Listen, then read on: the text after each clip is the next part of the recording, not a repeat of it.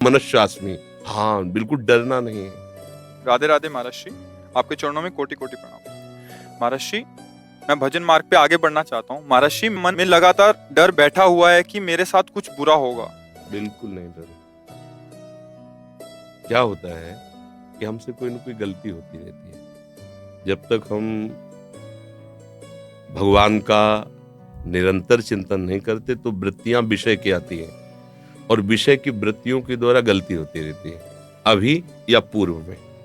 उन गलतियों का परिणाम आता भय, दुख, शोक, बंधन, निंदा, जन्म मरण, एक क्रम है उसका।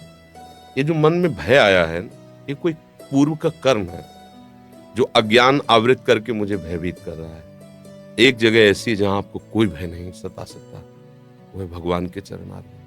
अगर उनका तुम में अपनापन हो जाए तो हर समय आप देखोगे कि भगवान का बल आपके अंदर जागृत है, कि कहीं भय नहीं रहेगा। हमारा मन कई तरह से भयभीत होता है। हमारी प्राप्त सुख सामग्री न नष्ट हो जाए, हमारा प्राप्त सम्मान न नष्ट हो जाए, हमारा प्राप्त पद न नष्ट हो जाए, हमें प्राप्त शरीर न नष्ट हो जाए, इन्हीं बातों का भय रहता है। और ये सब परिवर्तनशील, इसमें भय नहीं करना है। जब रात्रि थी तो दिन आ ही रहा है, और दिन है तो रात्रि आएगी।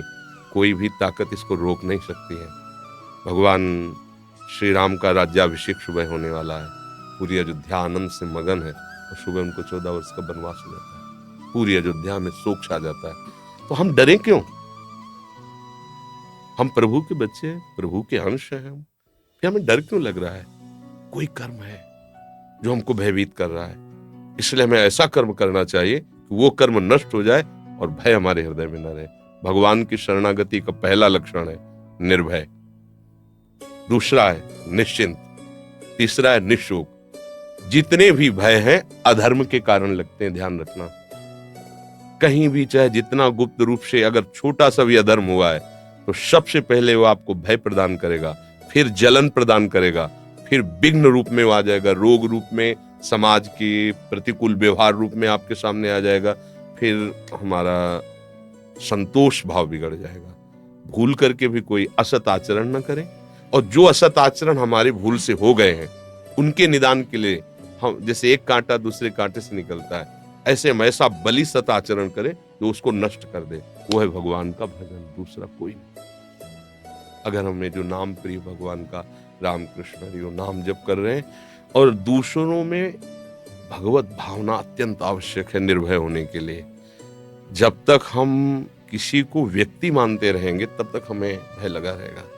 हमें यह है कि ये व्यक्ति संचलित भगवान से है, और भगवान मेरे हैं, तो ये वही करेगा जो मेरा कल्याण होगा, मेरा मंगल होगा। ये बिल्कुल मेरा मंगल नहीं कर सकता। आप तो इतनी अवस्था के हैं। प्रहलाद जी 5 वर्ष की अवस्था के थे। हिरण्यकश्यप त्रिभुवनपति था, सारी शक्तियां उसके हाथ में थी, और जो मन भाया सो किया प्रहलाद के साथ।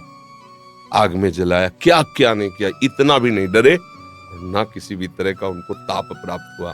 बस उनको था मेरा भगवान है, मेरा भगवान सर्वत्र है, वो मुझे बहुत प्यार कर रहा है, मेरी सुरक्षा भगवान कर रहा है। एक तपस्वी परीक्षा लेने के लिए चक्रवर्ती सम्राट महाराज अम्बरीश जी के पास जाता है, केवल इस बात से कि मैं तपस्या का धनी हूं। ये राजा होते हुए मेरे से भक्ति में कैसे बड़ा माना जा सकता है? परीक्षा के लिए गए और उनसे चूक हो गई। इतने महाभागवत को उन्होंने दोष ना होने पर दोषारोपण कर दिया। वो एक आगे कथा है लंबी, और कृत्या उत्पन्न कर दी। एक कदम पीछे नहीं हटे अम्बरीश जी, ऐसे ही खड़े रहे, क्यों उनको पता है मैं भगवान का हूं, सब में भगवान की सामर्थ्य है।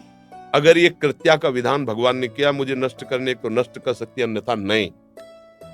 क्या हुआ? सुदर्शन चक्र प्रकट हो गया, कृत्या को नष्ट किया, और दौड़ा करके पूरे त्रिभुवन में जलाया। दुर्वासा जी को मारा नहीं, क्योंकि वो भी भगवान के जन थे। हमें अगर भगवान पर विश्वास हो जाए और ये भावना हो जाए कि सब भगवान की शक्ति से संचलित है। देखो, प्रभाव अलग अलग हो सकता है यंत्र का, लेकिन बिजली तो एक ही है।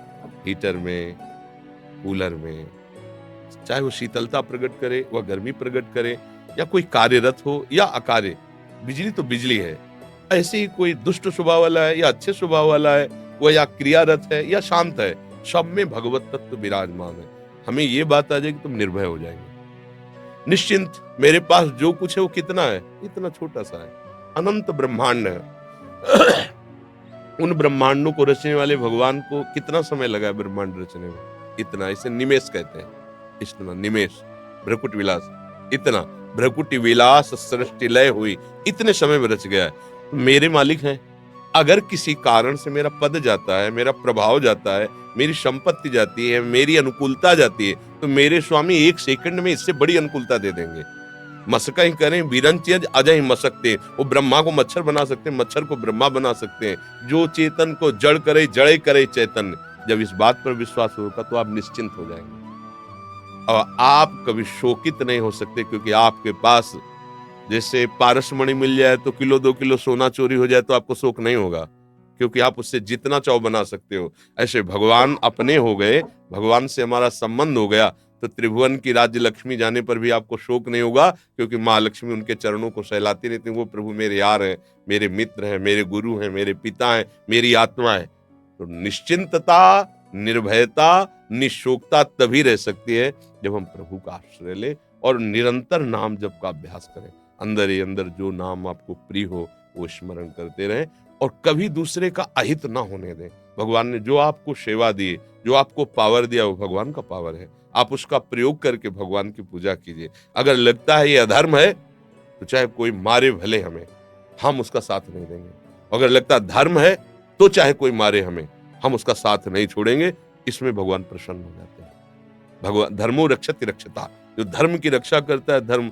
अब अपने लोग क्या हो गए हैं, हमारी बुद्धि जो है वर्तमान के सुख भोगों में इतना आसक्त हो गई कि इन सब बातों की तरफ, वो तो भगवान की आपके ऊपर कृपा है जो आप ये प्रश्न करके समझना चाहते हैं।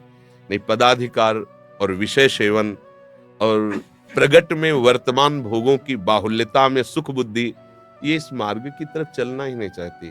वर्तमान की प्रभुता में ही डूबी रहती है, फिर उसका भविष्य बहुत गिरा हुआ होता है। क्योंकि अगर हमारे सत आचरणों के प्रभाव से पद मिला है, सेवा मिली है, और अगर हमने सत आचरण अब संग्रह नहीं किए तो पूर्व के खत्म हो जाने के बाद हमारी गति खुद हम देख लेंगे कि हमारा निर्णय क्या होगा।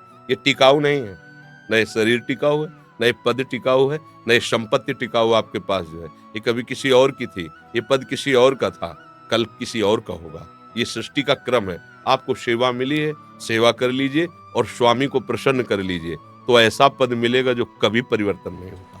वो उनके चरणारविंद है, उनका सानिध्य। मेघा अरोड़ा जी, श्री हरिवंश। महाराज जी, श्री हरिवंश, आपके चरणों में कोटि कोटि वंदन।